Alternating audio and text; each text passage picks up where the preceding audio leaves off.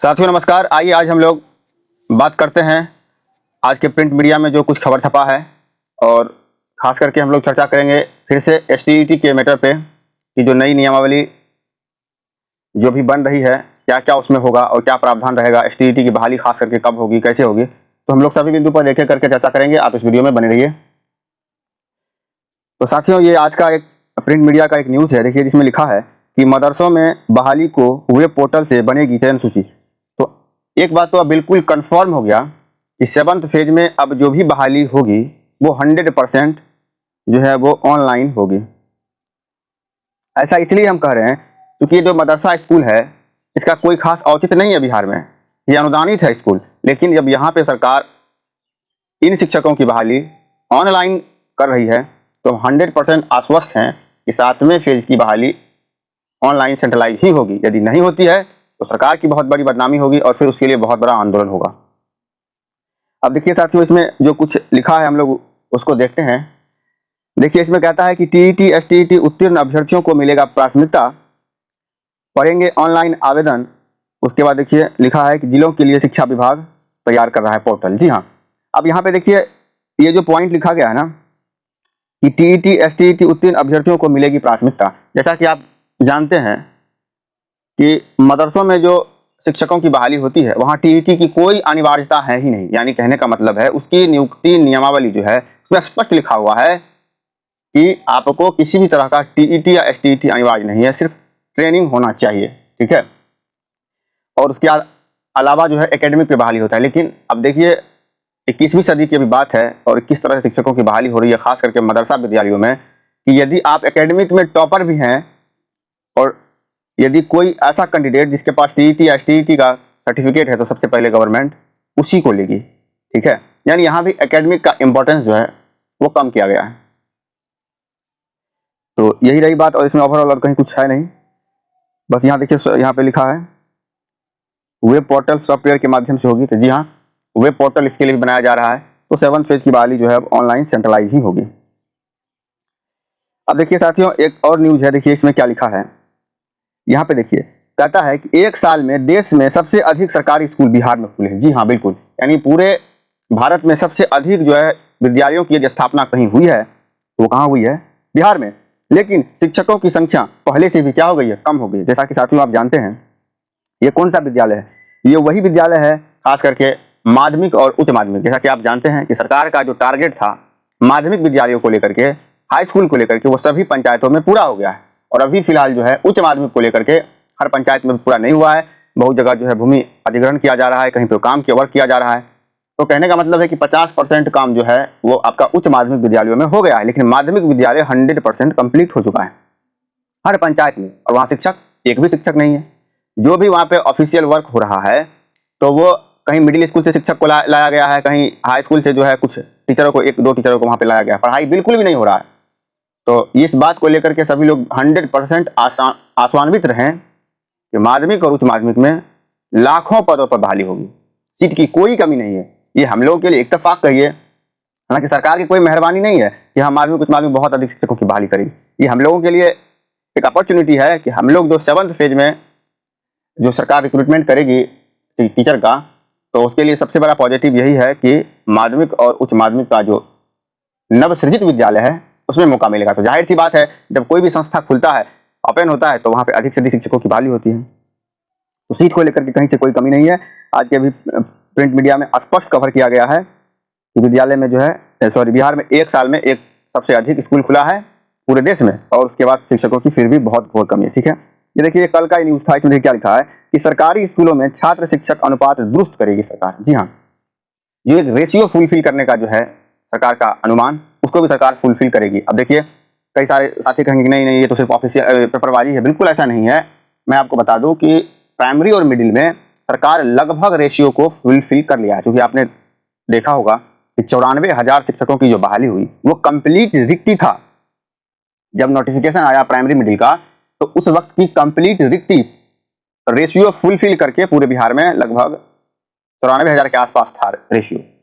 उसमें से 50,000 शिक्षकों की बहाली हुई है, कुछ बचा हुआ अभी तक। ओवरऑल मानसिक 50,000 शिक्षकों की बहाली हुई है, तो वहां से भी कुछ पोस्ट बच गया है।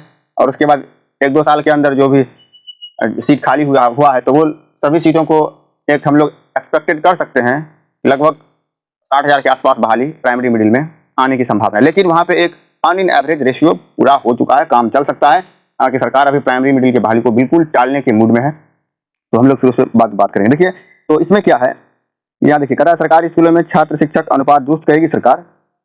और यहाँ पे देखिए कुछ यहाँ पे इंपॉर्टेंट न्यूज आ रहा है। यहाँ देखिए, यहाँ क्या है कि राज्य के जी हाँ उच्च माध्यमिक विद्यालयों के लिए, ठीक है, देखिए स्पष्ट लिखा हुआ है, क्या लिखा हुआ है कि राज्य के उच्च माध्यमिक विद्यालयों के लिए निर्धारित शिक्षक अनुपात को ध्यान में रखते हुए पदों की स्वीकृति में एक रूपता के लिए पदों को यथोचित आकलन होगा। जी हाँ, बिल्कुल।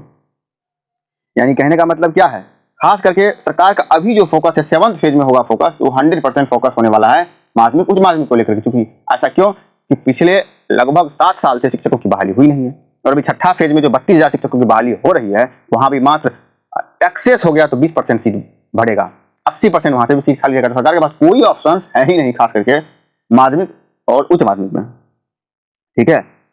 तो यही, और उसके बाद यहाँ देखिए, यहाँ भी है, क्या है ये, यहाँ पे देखिए, शिक्षा विभाग के मुताबिक, ठीक है, राज्य में माध्यमिक शिक्षा के सर्वव्यापीकरण के तहत माध्यमिक विद्यालय विहीन इतना पंचायतों में एक उच्च माध्यमिक विद्यालयों की स्थापना की गई है। जी हाँ, तो इतना पंचायतों में जो है एक आपका क्या है, उच्च माध्यमिक विद्यालयों की स्थापना की गई है। इस प्रकार नए पुराने मिलाकर के इतना संख्या दिया गया है। फिर यहाँ पे देखिए, इस प्रकार नए माध्यमिक विद्यालयों में शिक्षकों की कमी है। जी हाँ, ये 100% सत्य है कि माध्यमिक विद्यालयों में शिक्षकों की घोर कमी है, ठीक है। तो यही इसमें बात है। और खास करके आप जानते ही हैं, इस बार का फोकस गवर्नमेंट का अधिक है कि साइंस हो गया, मैथ है, इंग्लिश है, इस तरह के सब्जेक्ट अधिक रहेगा, क्योंकि इसके शिक्षक मिल नहीं पा रहे हैं। तो ये रही बात। अब साथियों, हम लोग अब चर्चा करते हैं खास करके जो आज से कुछ दिन पहले प्रिंट मीडिया में एक न्यूज आया था कि 7वें चरण की बहाली नई नियमावली के तहत होगी। स्पष्ट लिखा हुआ था, हमने उसमें वीडियो भी बनाया है, ठीक है। यानी 7वें चरण की जो बहाली होगी वो किस आधार पर होगी, तो नई नियमावली के आधार पर होगी। देखिए, ऐसा नहीं कहा गया था कि नियमावली में संशोधन किया जा रहा है, संशोधन अलग बात है और नई नियमावली अलग है। यानी इस बात को लेकर के सभी लोग आश्वान्वित रहे कि नई नियमावली के तहत जो है 7th फेज में शिक्षकों की बहाली होगी। और सवाल ये उठता है कि नई नियमावली में क्या क्या होने का प्रावधान है। तो देखिए, 2009 और 10 में जो शिक्षकों की बहाली हुई थी, पहले हालांकि केंद्र सरकार का स्पष्ट गाइडलाइन नहीं था, टीईटी की अनिवार्यता नहीं थी, तो बिल्कुल बीए बीएड पे शिक्षकों का बहाली, कहने का मतलब एकेडमिक, जैसे मैट्रिक है, इंटर है, बीए बीएड है, उस वक्त बीए था ही नहीं, सिर्फ एक ग्रेजुएशन था, एकेडमिक के आधार पर शिक्षकों की बहाली हुई। और वह शिक्षक बिहार के लिए अभी तक अभिशाप बना हुआ है। कई बार प्रिंट मीडिया के माध्यम से या फिर इलेक्ट्रॉनिक मीडिया के माध्यम से न्यूज आता है, कई बार शिक्षक संडे मंडे नहीं जानते हैं। भयानक घोर बदनामी बिहार में हुई है, सभी लोग इस बात को जानते हैं, सारे पदाधिकारी हो, नेता हो, मंत्रीगण हो, सभी लोग इस बात से अवगत हैं कि जो एकेडमिक में जो शिक्षकों की बहाली हुई है उसका जो रिपोर्टेशन है वो बिल्कुल खराब है, बिल्कुल भी अच्छा नहीं है। फिर उसके बाद जो है सरकार जो है लगभग 2012 में टीईटी कंडक्ट करवाती है, उसके बाद जो शिक्षकों की बहाली हुई है थोड़ा बहुत उसमें सुधार हुआ। आप जानते हैं कि आज से लगभग 12 साल पहले जो शिक्षकों की बहाली हुई थी उसमें भी टीईटी का अनिवार्यता दिया गया था, और अनिवार्यता ही नहीं, वेटेज की बात थी, जैसे 2%, 4%, 6%, 8% इस तरह का वेटेज था। आज से 12 साल पहले की बात है। और अभी खास करके 21वीं सदी में जहां की केंद्र सरकार नई शिक्षा नीति को लेकर के पहल कर रही है, वहां कभी भी किसी भी स्तर से नहीं लगता है कि सरकार जो है एकेडमिक शिक्षकों की बहाली। और इम्पोर्टेंट पॉइंट ये है एसटीईटी को लेकर के कि जो इस बार 19 एसटीईटी का जो आयोजन हुआ था, वहां पे देखिए जो क्वालिफाइंग मार्क्स है उसको बिल्कुल कम कर दिया गया, सबसे न्यूनतम 3rd क्लास कर दिया गया है, न्यूनतम मार्क्स को एकदम 45% कर दिया गया। बताइए, 45% यानी कि सिर्फ 68 नंबर आपको सिर्फ 68 नंबर लाना है और आप एसटीईटी क्वालिफाइड कर गए। और शिक्षक कैसे बनेंगे, तो बिल्कुल बीए बीएड का नंबर देखा जाएगा। इसका मतलब ये क्या हुआ है, तो स्पष्ट सी बात हो गई कि एकदम आयोग से आयोग शिक्षकों को भर्ती फिर से कर दिया जाए माध्यमिक विद्यालयों में। यानी बिहार का शिक्षा स्तर कभी ऊपर हो ही नहीं। बाकी राज्य बेवकूफ़ है क्या एनवीएस जो है, केवीएस वहाँ मूर्ख है, जो उसके लिए स्पेशल एग्जाम होता है अलग से। फिर उत्तर प्रदेश हो गया, हर राज्य में एक कम्पिटेटिव एग्जाम होता है माध्यमिक उच्च माध्यमिक को लेकर के। प्राइमरी मिडिल एक अलग मुद्दा है, लेकिन जब आप माध्यमिक उच्च माध्यमिक में जाएंगे तो हर राज्यों में स्पेशल टीजीटी होता है, और सिर्फ उसी टीजीटी के आधार पर सरकार उसकी नियुक्ति करती है। तो इसलिए इतना कम नंबर लाना बहुत आसान है। हमें कहीं से भी नहीं लगता है कि गवर्नमेंट STET का वेटेज बिल्कुल भी नहीं देगा, और खास करके तब वह STET 90 जो अभी तक में 4 बार कैंसिल हुआ, 4 बार परीक्षा हुआ और उसका वेटेज 0% हो जाएगा। ये सोचना भी बहुत बड़ी मूर्खता है। इसलिए कहीं से भी इसकी कोई संभावना नहीं है। आप इस बात को लिख लीजिए कि STET की बहाली STET मार्क्स के अलावा होना पॉसिबल है ही नहीं, और उसका रुझान फिजिकल इंस्ट्रक्टर से मिल चुका है। जो भी अभी शिक्षकों की बहाली हो रही है, चाहे वो मदरसा विद्यालय हो, चाहे वो शारीरिक स्वास्थ्य अनुदेशक हो, चाहे और अगर ऐसा सरकार करती है तो कोई भी छात्र इस बात चुप बैठने वाले नहीं है। बहुत व्यापक तरीके से आंदोलन होगा। फिर अब जैसे जाहिर सी बात है, कोई भी व्यक्ति इस बात को समझ सकता है कि BA BEd पे सिर्फ शिक्षकों की बहाली जो होगी उसका परिणाम क्या होगा। इसी का तो दुष्परिणाम है कि आज पूरे देश स्तर पे बिहार में शिक्षा का स्तर सबसे ज्यादा गिरा हुआ है। और खास करके हम लोग इस बात पे और चर्चा करेंगे कि क्या STET के मार्क्स पे बहाली यदि सरकार करती है, नियमावली बनाती है, तो क्या उसमें कोई कानूनन अड़चन या कोई बाधा आ सकती है। साथियों 100% कोई कानूनन बाधा नहीं होगा, क्योंकि आप पता करिए अन्य राज्यों में, फॉर एग्जाम्पल यूपी में यदि TGT का होता है एग्जाम, तो जो माध्यमिक और उच्च माध्यमिक में शिक्षकों की बहाली होती है वो 100% TGT के मार्क्स पर ही होता है। और आप उसका सिलेबस पता करेंगे तो वही पर्टिकुलर विषय, जैसे कोई हिंदी का शिक्षक है तो उससे सिर्फ और सिर्फ हिंदी का ही प्रश्न पूछा जाता है, यानी पर्टिकुलर विषय वस्तु से ही प्रश्न पूछा जाता है। और बिहार STET इस बार जो हुआ 19 सेम बिल्कुल उसी के तर्ज पे इस बार भी STET का आयोजन किया गया है। इसीलिए कहीं से कोई भी बाधा नहीं है। STET मार्क्स पे सरकार 100% बहाली करेगी, दूसरा कोई ऑप्शन नहीं है। कंप्यूटर शिक्षकों में भी हम पहले भी बता चुके हैं कि बहुत अधिक डिविएशन है, एकेडमिक इक्वल हो नहीं सकता है। कुछ कोर्स 2 साल का है, कुछ जो है 1 साल का है, कुछ फिर आपका जैसे PG डिप्लोमा है तो वो 1 ही साल का है।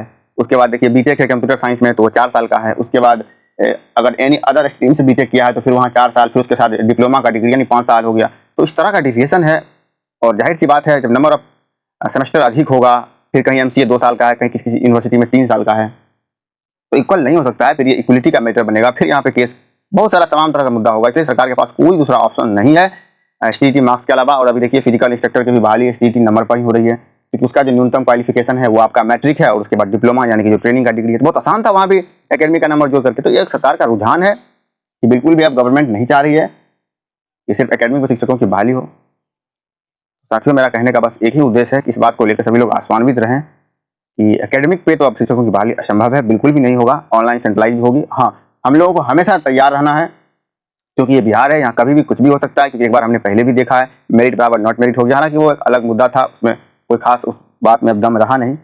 और कोर्ट केस से भी बहुत लोग कुछ उम्मीद लगाए बैठे हैं, तो हम कहते हैं कि बिल्कुल भी कोर्ट से अब 0% ही कोई उम्मीद है, क्योंकि आपने देख ही चुका है कि STET के विज्ञापन के आधार पर आपको नियुक्ति मिल नहीं सकता है। ये जो है आपका चीफ जस्टिस का बेंच भी कहा, PIL से ऑर्डर जजमेंट आया, फिर उसके बाद रीट केस भी आया, फिर आशुतोष कुमार के बेंच में एक बार जो आलोक श्रीवास्तव के केस का जो अर्जेंट मैंसिंग था वहां से भी आया कि इसके आधार पर आपको नियुक्ति नहीं मिलेगा। और रही बात नॉट मेरिट को डिस्क्वालीफाइड कराने का, तो ये बहुत इम्पॉसिबल सा लग रहा है, क्योंकि उसने भी न्यूनतम कट ऑफ मार्क्स को फुलफिल किया है।